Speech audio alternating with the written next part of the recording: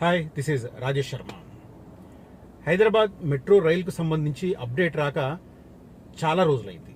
నిజానికి నవంబర్ నెలలోనే Hyderabad metro rail second phase part 1 కింద ఒక 5 ఎక్స్టెన్షన్స్ని ప్లాన్ చేస్తూ శంషాబాద్ ఎయిర్పోర్ట్ కూడా మెట్రో రైలును ప్రతిపాదిస్తూ ఒక డీటెయిల్డ్ డిపిఆర్ ప్రిపేర్ చేసి ఎంత ఖర్చు అవుతుంది, కేంద్ర ప్రభుత్వం నుంచి ఎంత తీసుకోవాలి, రాష్ట్ర ప్రభుత్వం ఎంత కంట్రిబ్యూట్ చేస్తుంది, ప్రైవేట్ రుణం ఎంత తీసుకోవాలి, పబ్లిక్ ప్రైవేట్ పార్ట్నర్షిప్తో ఎంత ఫండ్స్ తీసుకోవాలి, ఇదంతా కసరత్తు చేసి ఒక డీటెయిల్డ్ డిపిఆర్ ప్రిపేర్ చేసి సెంట్రల్ గవర్నమెంట్కు నవంబర్లోనే పంపింది. రాష్ట్ర ప్రభుత్వం ఆమోదించి రాష్ట్ర కేబినెట్ దాన్ని రాటిఫై చేసింది. అప్పటి నుంచి కూడా దానికి సంబంధించి పురోగతి కనిపించడం లేదు మనకు. కాకపోతే ఈ గతంలోనే మిగిలిపోయిన స్ట్రెచ్ ఏదైతే ఉందో ఎంజీబీఎస్ నుంచి ఫలక్నుమా దాకా ఆ వర్క్ ఏదో టేకప్ చేస్తామంటున్నారు. మళ్ళీ దానికి సంబంధించి కూడా కొంతమంది ఆ ఏరియాలో పురాతన కట్టడాలు ఉన్నాయి, అవన్నీ దెబ్బతింటున్నాయని చెప్పి కొంతమంది, తర్వాత ప్రార్థనా స్థలాలు ఉన్నాయని కొంతమంది, ఇట్లా వెళ్ళడం వల్ల ఆ పనులు కూడా ఒక అడుగు ముందుకు వేస్తే 4 అడుగులు వెనక్కి అన్నట్టుగా కొనసాగుతుంది. బట్ ఈ నేపథ్యంలో రెండో ఫేజ్ ఎప్పటి వరకు అవుతుంది? రెండో ఫేజ్లో అత్యంత ప్రతిష్టాత్మకమైనది మనకు నాగోల్ మెట్రో స్టేషన్ నుంచి ఎక్స్టెండ్ అయ్యి ఎల్బీ నగర్, కర్మన్ ఘాట్, ఓవైసీ హాస్పిటల్, తర్వాత మిధాని నుంచి చంద్రాయనగుట్ట, అరామ్గర్ నుంచి లెఫ్ట్ తీసుకొని నేషనల్ హైవే 44 గుండా వెళ్ళి శంషాబాద్ ఎయిర్పోర్ట్ దగ్గర అండర్ గ్రౌండ్లో మెట్రో స్టేషన్ రావాలి. 36.8 కిలోమీటర్లు. ఈ సెకండ్ ఫేజ్ పార్ట్ 1లో అదే అతిపెద్ద స్ట్రెచ్. అది కాకుండా మిగతా అన్ని ఎక్స్టెన్షన్స్.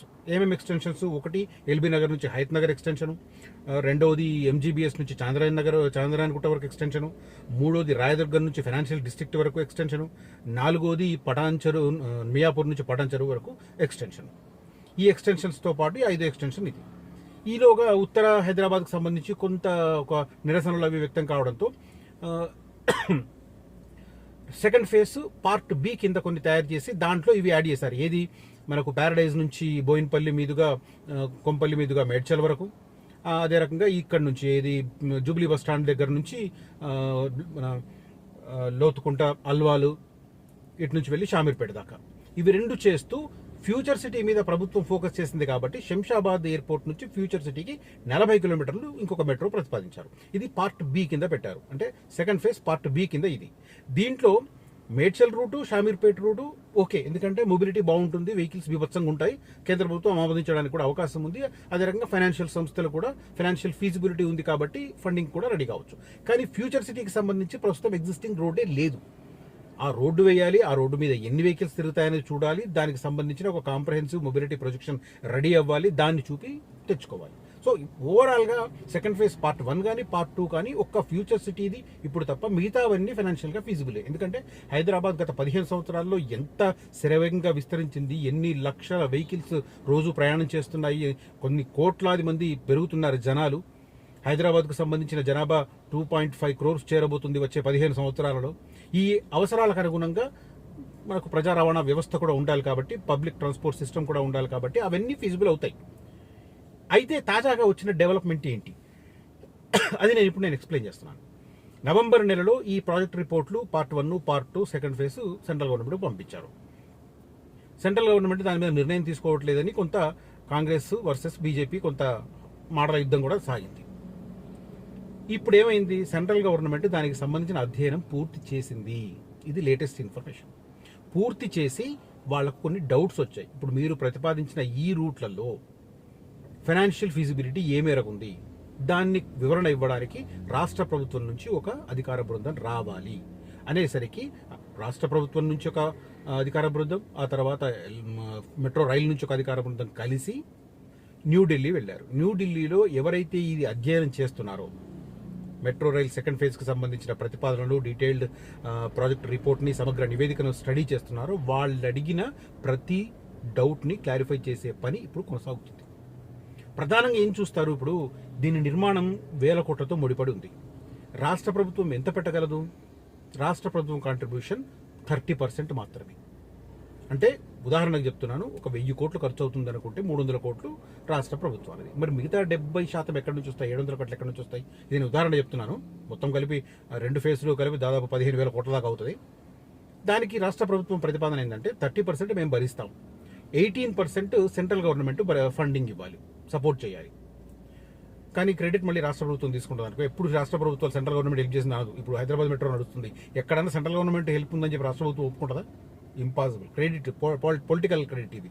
సో 48% అయింది. 30% రాష్ట్ర ప్రభుత్వం, 18% కేంద్ర ప్రభుత్వం కలిపితే 48% అయింది. మిగతా 48%ని ఏదైనా అంతర్జాతీయ సంస్థ నుంచి ఫండింగ్ తీసుకోవాలి. జనరల్గా జపాన్కి సంబంధించిన జైకా కానీ, ఏషియన్ డెవలప్మెంట్ అది కానీ, లేకపోతే జర్మనీకి సంబంధించి ఒక సంస్థ ఉంది, వీటికి పంపిస్తారు ప్రతిపాదనలు. మోస్ట్ ప్రాబ్లీ జైకా ముందుకు వస్తుంది, ఎందుకంటే చాలా తక్కువ వడ్డీ రేట్కి ఇస్తుంది కాబట్టి. సో 48% పోయింది, ఇంత 98% అయింది. ఇంకా 4% ఎలా? అది పబ్లిక్ ప్రైవేట్ పార్ట్నర్షిప్తో ఆ 4% తీసుకుంటారు. ఎలా అంటే ఇప్పుడు ఎగ్జిస్టింగ్ మెట్రో మనకు ముసారాంబాగ్ దగ్గర ఒకటి, తర్వాత ఇక్కడ పంజాగుట్టలో న్యూ గలేరియా ఒకటి, ముసారాంబాగ్ దగ్గర ఒకటి, తర్వాత హైటెక్ సిటీ దగ్గర ఒకటి, ఇప్పుడు కొత్తగా ఇంకొకటి అవుతుంది ఎక్కడ బాలానగర్ చౌరస్తాలో వై జంక్షన్లో ఒకటి అవుతుంది. ఇవేంటంటే మెట్రో రైల్ పక్కన ఉన్న జాగాను వాళ్ళ కేటాయిస్తారు, దాన్ని వాళ్ళు కమర్షియల్గా వాడుకుంటూ దానికి మెట్రోకి లింక్ చేసేసి దాన్ని చేసుకుంటారు అనమాట. ఈ రకంగా ప్రైవేట్ పబ్లిక్ పార్ట్నర్షిప్తో ఒకటి ఆ 4%. ఈ రకంగా మొత్తం 100% ఫండింగ్ తీసుకుని దాన్ని పట్టాలు ఎక్కించాలి. ఇప్పుడు కేంద్ర ప్రభుత్వం 2 విషయాల్లో కేంద్ర ప్రభుత్వం క్రూషియల్. 30% రాష్ట్ర ప్రభుత్వం ఓకే రోల్, బట్ 48% వచ్చే ఫండింగ్కు కేంద్ర ప్రభుత్వం గ్యారంటీ ఇవ్వాలి, ఏది ప్రైవేటు లోన్కి. తర్వాత 18% సెంట్రల్ గవర్నమెంట్ ఇవ్వాలి. అంటే సెంట్రల్ గవర్నమెంట్ రోల్ ఎంత దీంట్లో? 48 + 18 58, 66%. 66% కేంద్ర ప్రభుత్వ జోక్యంతో జరుగుతుంది. కానీ ఎక్కడ మెట్రో రైల్కి సంబంధించి కేంద్ర ప్రభుత్వం క్రెడిట్ ఇవ్వరు, అదే జరుగుతుంది. సరే అదంతా పక్కన పెట్టండి, రాజకీయాలు ఆ వ్యవహారాలు పక్కన పెడితే మెట్రో రైల్కి సంబంధించి మాత్రం ఇప్పుడు ఈ లేటెస్ట్ అప్డేట్ నాకు చాలా ఇంట్రెస్టింగ్ అనిపించింది. ఈ మొన్నటి వరకు అసలు ఏం జరుగుతుంది అనే మీమాంస కొనసాగింది. ఇప్పుడు ఆ మీమాంస కాస్త పక్కన పెట్టి ఈ ఫైనాన్షియల్ ఫిజిబిలిటీకి సంబంధించిన ఎక్సర్సైజ్ కొనసాగుతుంది. ఏ రూట్లో ఎన్ని వెహికల్స్ తిరుగుతున్నాయి, ప్రస్తుతం ఎన్ని తిరుగుతున్నాయి, 5 ఏళ్ల తర్వాత ఎలా ఉండొచ్చు, 10 ఏళ్ల తర్వాత ప్రొజెక్షన్ ఎలా ఉండొచ్చు, ఇలాంటి క్లారిఫికేషన్స్ తీసుకుంటున్నారు. అదే రకంగా ఫండింగ్కి సంబంధించి క్లారిటీ కూడా తీసుకునే ప్రయత్నం చేస్తున్నారు. ఆ రూట్లలో ఉన్న సమస్యలపై కూడా చర్చ జరుగుతున్న పరిస్థితి. మోస్ట్ ప్రాబబ్లీ ఇదంతా పూర్తయితే మనకు ఏప్రిల్ 2వ వారానికల్లా హైదరాబాద్ మెట్రోకు సంబంధించి కేంద్ర ప్రభుత్వ నిర్ణయం వెలువడే అవకాశాలు ప్రస్ఫుటంగా కనిపిస్తున్నాయి. ఇది లేటెస్ట్ ఇన్ఫర్మేషన్, నాకున్న సమాచారం. దాంతో నేను ఈ ఇన్ఫర్మేషన్తో మీకు ఈ వీడియో చేస్తున్నాను. ఈ వీడియో కంటెంట్ కనుక మీకు నచ్చితే ఈ వీడియోను లైక్ చేయండి, షేర్ చేయండి. అదే రకంగా శ్రీశైలం హైవే, సాగర్ హైవేతో పాటు ఫ్యూచర్ సిటీలో ఎవరైనా ఇన్వెస్ట్ చేయదలుచుకుంటే కనిపిస్తున్న నంబర్లో నన్ను కాంటాక్ట్ చేయండి. పర్టికులర్గా కోర్ ఏరియాలో ఉన్న 4 గ్రామాలలో ఇన్వెస్ట్ చేయాలనుకుంటే మాత్రం త్వరపడండి. ఖచ్చితంగా రేపు భూముల వేలమైతే అందనంతగా పెరుగుతాయి రేట్లు. ఆల్రెడీ రియల్ ఎస్టేట్ వాళ్ళు దాన్ని అడ్వాంటేజ్గా తీసుకుంటారు. ప్రతిరోజు ఒక పరిణామం చోటు చేసుకుంటుంది కాబట్టి దానికి అనుగుణంగా రేట్లు పెంచుకుంటూ వెళ్తున్నారు.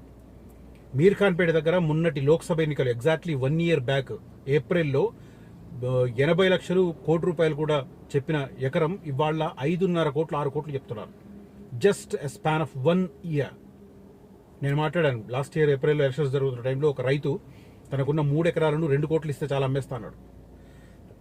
సేమ్ రైతు ఇవాళ 6 కోట్లకు ఎకరం చెప్తున్నాడు. 3 ఎకరాలు ఉంది అమ్మమంటే 5.5కి ఆఫర్ చేసినా కూడా అతను ముందుకు రాలి. సో ఆ లెవెల్లో నడుస్తుంది. సో ఇక్కడ రియల్ ఎస్టేట్ సంస్థలే పెంచుతున్నాయని కాదు, అక్కడ ఉన్న భూముల ఓనర్లు కూడా పెంచుతున్నారు. ప్రతిసారి రియల్ ఎస్టేట్ సంస్థలో తిట్టడం అనేది చాలా ఈజీ అయిపోయి, బ్లేమ్ చేయడం అనేది. రియల్ ఎస్టేట్ అందరినీ తినడం.